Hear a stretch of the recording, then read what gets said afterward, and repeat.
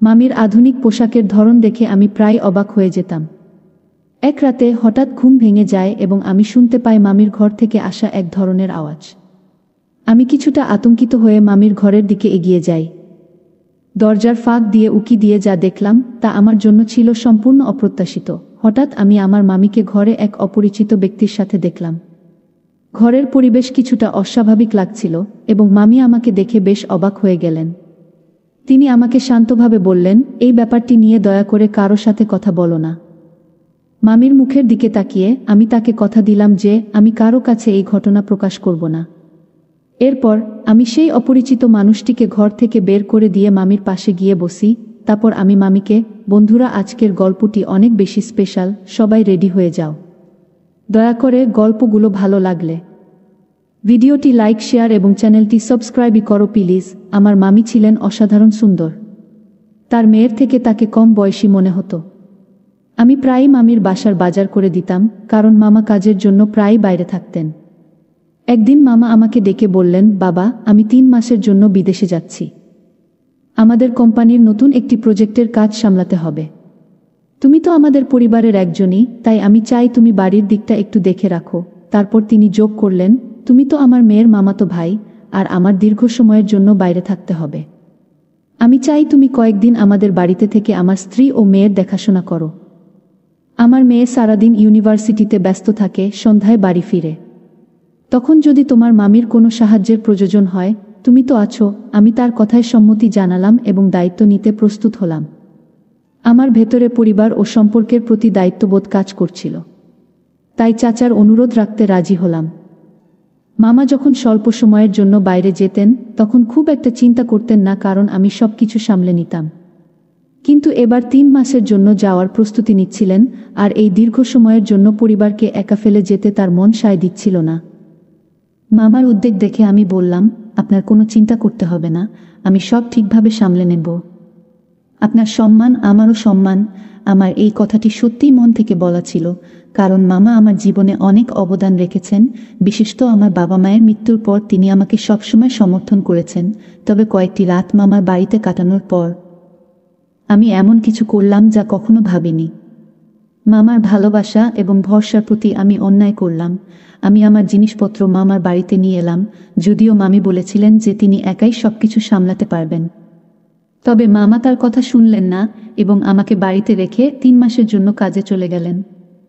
মামা চলে যাওয়ার পর প্রথম রাতেই আমি ভাবলাম যে আমার মামাতো বোনের সাথে সময় কাটাবো, অনেক কথা বলবো, যাতে আমরা একে অপরকে আরও ভালোভাবে বুঝতে পারি। আমি চেয়েছিলাম তাকে আমার পরিস্থিতি সম্পর্কে জানানো, কিন্তু দেখি সে তার পড়াশোনা নিয়ে খুবই ব্যস্ত এবং আমাকে বিশেষ কোনো গুরুত্ব দেয়নি। আমার রাতে দেরি করে ঘুমানোর অভ্যাস ছিল, তাই বাড়ির ভেতরে একটু হাঁটাহাঁটি করতে শুরু করলাম। মামার বাড়ি বেশ বড় ছিল এবং সেখানে 2টি অংশ ছিল।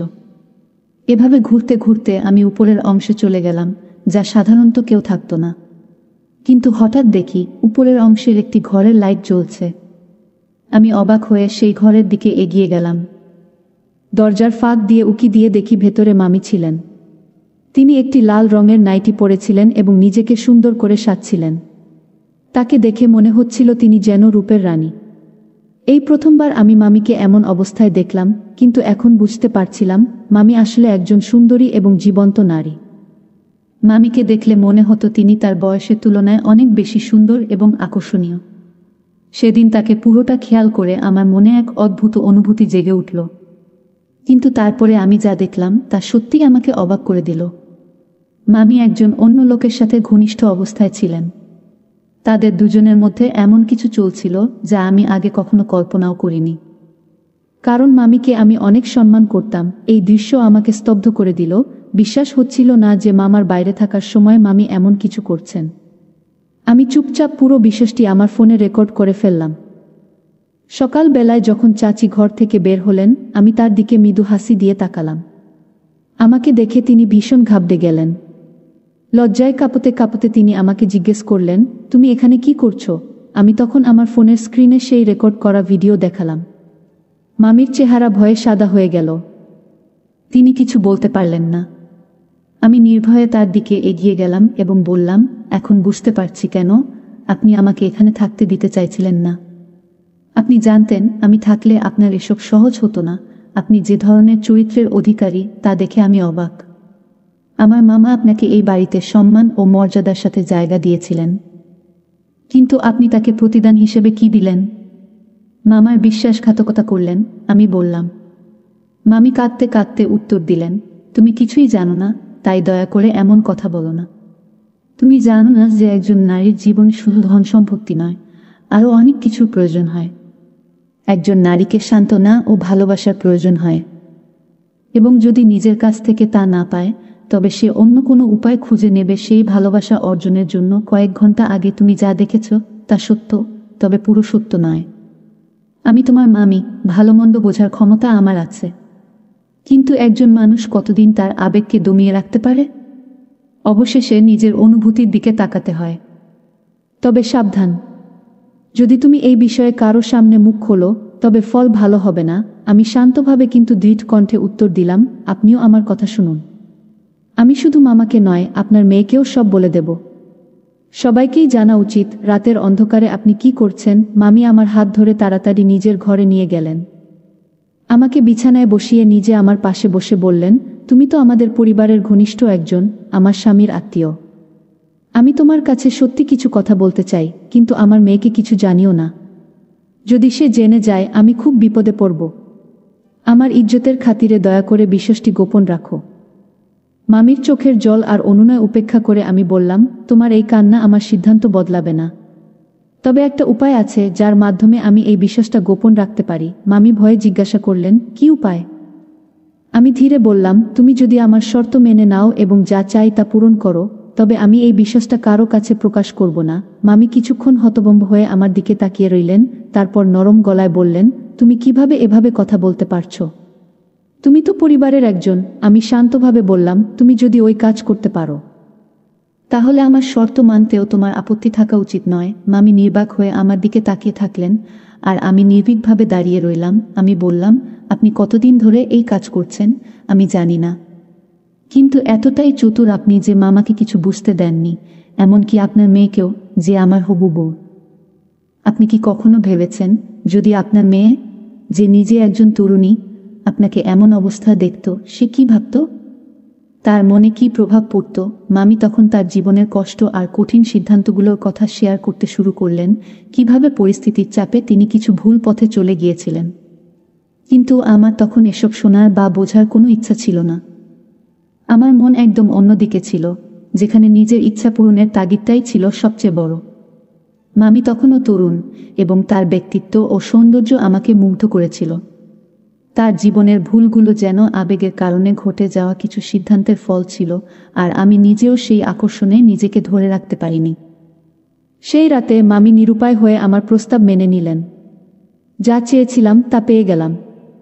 সেই রাতটি আমার জীবনে এক নতুন অভিজ্ঞতা নিয়ে এলো, এবং আমি প্রথমবার বুঝতে পারলাম যে জীবনের প্রলোভন মানুষকে কোথায় নিয়ে যেতে পারে। মামি ভেবেছিলেন যে একবার আমাকে সন্তুষ্ট করলেই তার সব সমস্যার সমাধান হবে, কিন্তু সেটি ছিল তার ভুল ধারণা। ধীরে ধীরে আমি তাকে আরও চাপে ফেলতে লাগলাম, নিজের ইচ্ছা মতো পরিস্থিতি নিয়ন্ত্রণ করতে শুরু করলাম। আমার মধ্যে তার প্রতি আকর্ষণ এতটাই বাড়তে থাকলো যে আমি তার প্রতি এক ধরনের মোহে জড়িয়ে পড়লাম। তার অভিজ্ঞতা থেকে বোঝা যাচ্ছিল যে তিনি এই বিষয়ে বেশ অভ্যস্ত ছিলেন। কিন্তু সময় যত এগোচ্ছিল, মামি ততই অধীর আগ্রহে অপেক্ষা করছিলেন মামার ফিরে আসার জন্য, যেন আমি তাদের বাড়ি ছেড়ে চলে যাই। মামা ফিরে আসার পর আমি তার মেয়ের সঙ্গে বিয়ের প্রসঙ্গ তুলে বললাম, আপনাদের বাড়ি ছেড়ে যেতে আমার মন চাইছে না। নিজের বাড়িতে ফিরে গেলে আমি ঠিক থাকতে পারবো না। মামা আমার কথা শুনে বললেন, আমারও তো একই ইচ্ছা। তোমরা বিয়ের পর আমাদের সঙ্গেই থাকো। আমাদের একমাত্র মেয়ে, এবং তোমাকে বাড়ির জামাই করতে আমার কোনো আপত্তি নেই। এতে তো আমাদের বাড়ি খুশিতে ভরে উঠবে। মামার এই প্রস্তাবে আমি তৎক্ষণাৎ সম্মতি জানালাম। বাড়ির জামাই হতে আমার কোনো আপত্তি ছিল না, তবে মামির এই সিদ্ধান্তের বিরোধিতা করছিলেন। কিন্তু মামা তার কোনো কথা শোনেননি। আমার হবু বউ পড়াশোনার 1 বছর বাকি ছিল, কিন্তু মামা তাড়াহুড়ো করে আমাদের বিয়ে দিয়ে দিলেন, কারণ তাকে প্রায় কাজের জন্য বাইরে যেতে হতো। তাই কোনো বিলম্ব না করেই তার মেয়ের বিয়ে আমার সঙ্গে করিয়ে দিলেন। 1 মাস পর মামা আবার বিদেশ চলে গেলেন। তখন আমার মামিকে ব্ল্যাকমেইল করার সুযোগ আবার হাতে এলো। আমি তাকে প্রায় ভয় দেখিয়ে আমার উদ্দেশ্য পূরণের জন্য ব্যবহার করতে লাগলাম। আমার জীবন তখন সুখ এবং স্বস্তিতে পূর্ণ হয়ে উঠেছিল, কারণ মা মেয়ে দুজনেই আমার নিয়ন্ত্রণে ছিল। চারপাশে শুধু শান্তি আর আনন্দই দেখতে পাচ্ছিলাম। সারাদিন আমার সময় অফিসে কাটত, কারণ আমি মামার ব্যবসাও দেখতাম। কিন্তু রাত হলে, যখন আমার স্ত্রী ঘুমিয়ে পড়ত, আমি সোজা মামির ঘরে চলে যেতাম। মামি তখন বেশ বিরক্ত এবং অসন্তুষ্ট ছিলেন, তবে পরিস্থিতির চাপে তিনি কিছু করতে পারছিলেন না। এভাবেই 3 মাস পেরিয়ে গেল, আর কখন যে সময় কেটে গেল তা বুঝতেও পারলাম না। এই সময়ে আমি আমার স্ত্রীর চেয়ে মামির সঙ্গেই বেশি সময় কাটাতাম। মামির সঙ্গে কাটানো মুহূর্তগুলো আমার কাছে আলাদা গুরুত্ব বহন করত। তার সৌন্দর্য আমাকে মুগ্ধ করেছিল এবং আমি নিজেকে এই সম্পর্কের মাধ্যমে অত্যন্ত সৌভাগ্যবান মনে করতাম। যা চাইতাম তা অল্প চেষ্টাতেই পেয়ে যেতাম। ব্যবসা, স্ত্রী, সবকিছুই আমার জীবনকে পূর্ণ করে তুলেছিল। এমনকি স্ত্রীও খুব সুন্দর ও অভিজ্ঞ ছিল। কিন্তু এক রাতে, যখন আমি আমার ঘর থেকে বেরিয়ে মামির ঘরে গেলাম, তার সাথে কথা বলছিলাম, তখন হঠাৎ করে আমার স্ত্রী সেখানে উপস্থিত হয়ে গেল এবং আমার কথা শুনে ফেলল। সে অবাক হয়ে বলল, এটা কি হচ্ছে? মামির মুখ ফ্যাকাশে হয়ে গেল, আতঙ্ক তার চোখে স্পষ্ট ছিল। কিন্তু আমি ছিলাম সম্পূর্ণ নির্ভীক। সাহস নিয়ে আমি আমার স্ত্রীর দিকে তাকিয়ে বললাম, প্রতিদিন রাতে আমি তোমার মায়ের কাছ থেকে কিছু চেয়ে আসি, আর তিনি তা মেনে নেন। আজও সেই উদ্দেশ্যে এসেছি। আমার স্ত্রী বিষয়টা বুঝতে না পেরে অবাক হয়ে তাকিয়ে রইল। তখন আমি পুরো ঘটনাটা খুলে বললাম, কিভাবে আমি তার মাকে কিছু শর্তের মধ্যে রেখেছিলাম। এটা শুনে স্ত্রীর মুখে কথা আটকে গেল। এরপর আমি আমার ইচ্ছার কথা আবারও প্রকাশ করলাম। মামি লজ্জায় চুপচাপ দাঁড়িয়ে রইলেন, আর আমার স্ত্রী তখনও হতবাক হয়ে আমার কথাগুলো হজম করার চেষ্টা করছিল। আমার স্ত্রী ধীরে ধীরে তার মায়ের দিকে তাকিয়ে অস্পষ্ট গলায় জিজ্ঞাসা করল, মা, এটা কি সত্যি? তুমি কি আমার স্বামীর এসবের সাথে জড়িত ছিলে? মামি সঙ্গে সঙ্গেই উঠে দাঁড়িয়ে মেয়ের হাত ধরে বললেন, মা, আমি ইচ্ছা করে কিছু করিনি। আমি খুব অসহায় ছিলাম। অনেক কিছু আমার ইচ্ছার বাইরে ঘটেছে। তোমার স্বামী আমাকে দীর্ঘদিন ধরে চাপের মধ্যে রেখেছে, তোমার বিয়ের আগের থেকেই। আমি চাইনি তোমার উপর এর প্রভাব পড়ুক, তাই সবকিছু চেপে রেখেছিলাম। মামি চোখের পানি ধরে রাখতে পারছিলেন না। তিনি আরও বললেন, তোমার কষ্টের ভয়ে আমি এই সত্য গোপন রেখেছিলাম, কিন্তু আমি জানতাম না যে আমার এই গোপন বিষয় এতদিন পরেও ফাঁস হয়ে যাবে। যদি ফাঁস হতেই হতো তাহলে আমি তার কথা শুনতাম না। কিন্তু আজ সবই প্রকাশিত হয়ে গেল। আমার স্ত্রী কিছুক্ষণ নীরব থাকল, চিন্তায় ডুবে। আমি মামিকে পাশে বসিয়ে দিলাম এবং স্ত্রীর দিকে তাকিয়ে বললাম, তুমি এখন ঘরে ফিরে যাও। আমি এখানকার বিষয়গুলো ঠিক করে নেব। কিন্তু সে দৃঢ়ভাবে উত্তর দিল, না, আমি এখানেই থাকব। আমি দেখতে চাই এতদিন ধরে তুমি আমার মায়ের সাথে কি করছিলে। আমি মামির দিকে তাকিয়ে মৃদু হেসে বললাম, আমি এমন কিছুই চাইনি যা আপনার পক্ষে অসম্ভব। মাত্র 15 লাখ টাকার কথাই বলেছি। আপনি এই টাকা আমাকে দিয়ে দিন, কারণ অন্যের বাড়িতে থাকা আমার পছন্দ নয়। আমি আমাদের জন্য একটি নিজস্ব বাড়ি তৈরি করছি, যেখানে আমরা শান্তিতে থাকতে পারব। আর তাই আমি বারবার টাকার প্রয়োজন অনুভব করছি। যদি আপনার সম্মান রক্ষা করতে চান, তবে আমার এই চাহিদা পূরণ করুন। এটাই সেই দাবি যা আমি আমার মামির কাছে করে আসছিলাম। ধীরে ধীরে আমার অ্যাকাউন্টে অনেক টাকার সমাগম হচ্ছিল, আর মামির অ্যাকাউন্ট ফাঁকা হতে চলেছিল। মামির ব্যাংক অ্যাকাউন্টে আর কোনো টাকা ছিল না, তাই তিনি বারবার আমার চাহিদা পূরণে অস্বীকার করছিলেন। আমি তাকে মানসিক চাপে রাখছিলাম। মামি কাঁদতে কাঁদতে বললেন, আমি সত্যি বলছি, আমার কাছে আর কোনো টাকা নেই। আমার সবটুকু সম্মানের জন্য তোমাকে দিয়েছি। এই কথা বলেই তিনি আরও জোরে কাঁদতে শুরু করলেন। এমন সময় আমার স্ত্রী আমার কাছে এসে আমার শার্টের কলার ধরে বলল, তোমার এতটুকু লজ্জা নেই? তুমি আমার স্বামী হয়ে কিভাবে আমার মায়ের সঙ্গে এমন খেলা খেলতে পারো? তুমি আমার মায়ের দুর্বলতার সুযোগ নিয়েছ। যদি মায়ের কোনো গোপন বিষয় তোমার জানা ছিল, তাহলে তোমার উচিত ছিল তাকে সাহায্য করা, কিন্তু তুমি তাকে ব্ল্যাকমেইল করে তোমার ইচ্ছা পূরণ করেছ। এভাবে টাকা আদায় করছিলে। আমার স্ত্রীর এই আচরণে আমি হতবাক হয়ে গেলাম। সে আমার মুখে একটি চড় মারল, যা আমি কোনোভাবেই প্রত্যাশা করিনি। আমি অবিশ্বাসের চোখে তার দিকে তাকিয়ে রইলাম। এই নারী, যিনি আমাকে এত সম্মান করত, আজ আমার সঙ্গে এমন আচরণ করল। তার উচিত ছিল তার মায়ের সঙ্গে কথা বলা এবং জিজ্ঞাসা করা, কেন তার মা এতদিন তাকে মিথ্যা বলছিলেন। কিন্তু সে রাগে ফেটে পড়ল এবং আমাকে বলল, তুমি তোমার জিনিসপত্র গুছিয়ে এই বাড়ি থেকে বেরিয়ে যাও। আমি তোমার মতন একজন বেঈমান ও চরিত্রহীন মানুষের সাথে আর এক মুহূর্ত থাকতে পারবো না। আমি দরিদ্র কারো সঙ্গে জীবন কাটাতে পারবো, কিন্তু একজন প্রতারক, অসৎ মানুষের সাথে নয়, যে আমার বাবা মায়ের সম্পত্তির দিকে নজর দিয়েছে। আমার স্ত্রী যখন আমাকে ঘর থেকে বের করে দিল, তখন আমার পক্ষে এটা বিশ্বাস করা কঠিন ছিল যে সে আমার সাথে এমন আচরণ করবে। অনেকক্ষণ ধরে আমি বন্ধ দরজার দিকে তাকিয়ে রইলাম। ওই রাতের কথা মনে পড়ছিল যখন আমি মামিকে এক অচেনা মানুষের সাথে দেখেছিলাম। পরে আমি মামার সাথে কথা বলি এবং জিজ্ঞাসা করি কেন তিনি মামার সাথে বিশ্বাসঘাতকতা করছেন। মামি তখন সত্যটা জানালেন, অনেক বছর আগে মামা কোনো এক মহিলার প্রেমে পড়ে গিয়ে মামিকে তালাক দিয়েছিলেন। কিন্তু মেয়ের ভবিষ্যতের কথা ভেবে এই বিশ্বাসটা তারা কাউকে জানায়নি। বাইরের দুনিয়ার কাছে তারা স্বামী স্ত্রী হিসাবে নিজেদের পরিচয় দিতেন, কিন্তু বাস্তবে তাদের সম্পর্ক বহু আগেই শেষ হয়ে গিয়েছিল। মামা বিদেশে গিয়ে আবার বিয়ে করেছিলেন এবং বেশিরভাগ সময় সেখানেই থাকতেন। তাদের বিচ্ছেদ মামিকে একা করে দেয়, আর একসময় তার মনোবাসনা জাগ্রত হয়। তিনি নিজের ইচ্ছা পূরণের জন্য গোপনে বিয়ে করেছিলেন। মামি তখনও যুবতী ও অত্যন্ত সুন্দরী ছিলেন, তাই তার দ্বিতীয় বিয়েটা খুব সহজে হয়েছিল। তবে তারা এই বিয়ের কথা গোপন রেখেছিলেন, কারণ মামা ও মামি দুজনেই তাদের মেয়ের ভবিষ্যৎ ধ্বংস করতে চাননি।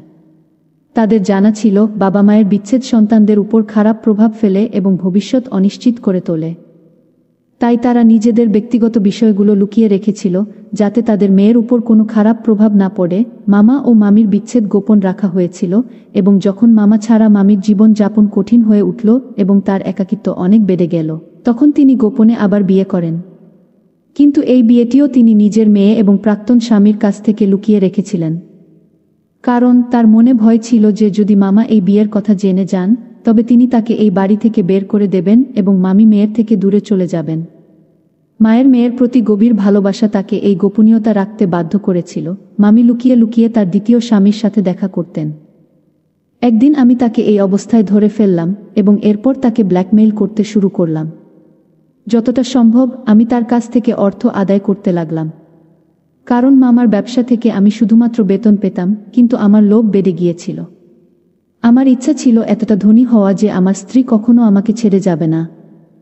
তবে আমার এই ইচ্ছা পূরণের জন্য আমি যে পথ বেছে নিয়েছিলাম তা ছিল ভুল। এ কারণেই আমার স্ত্রী আমাকে এড়িয়ে চলতে শুরু করেছিল। এরপরেও আমি অনেকবার মামার বাড়িতে গিয়ে আমার শাশুড়ি ও স্ত্রীর কাছে ক্ষমা চাইতে চেয়েছি এবং সম্পর্ক ঠিক করার চেষ্টা করেছি, কিন্তু প্রতিবারই আমি হতাশ হয়ে ফিরে এসেছি। এমনকি আমার মামাও তখন বিদেশ থেকে ফিরে এসেছিলেন। এরপরে আমি চরম লজ্জিত অবস্থায় চোখে জল নিয়ে আমি মামার সামনে আমার সব ভুল স্বীকার করলাম। এতদিন দূরে থাকার পর আমি গভীরভাবে অনুভব করেছিলাম যে আমি আমার স্ত্রীকে কতটা ভালোবাসি এবং তার ছাড়া আমার জীবন অসম্ভব। মামি আবার বিয়ে করেছেন শুনে মামা খুব অবাক হয়েছিলেন, কিন্তু পরে বললেন, যদি আমার প্রাক্তন স্ত্রী দ্বিতীয় বিয়ে করে থাকে তাহলে এতে কোনো ভুল নেই।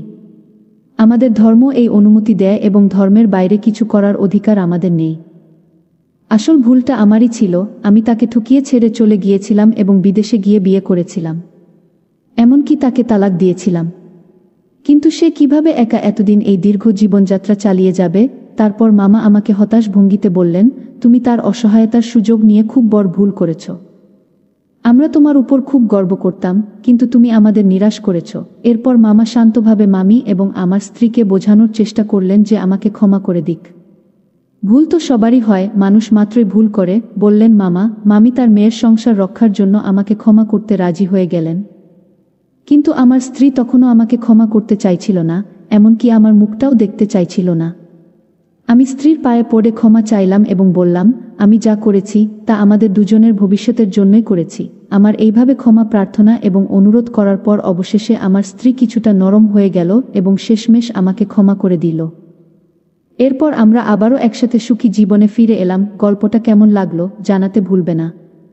আরও মজার মজার রোমান্টিক গল্প শুনতে চাইলে ভিডিওটি লাইক, শেয়ার এবং চ্যানেলটি সাবস্ক্রাইব করতে এবং বেল আইকনটি ক্লিক করতে ভুলবে না। ধন্যবাদ।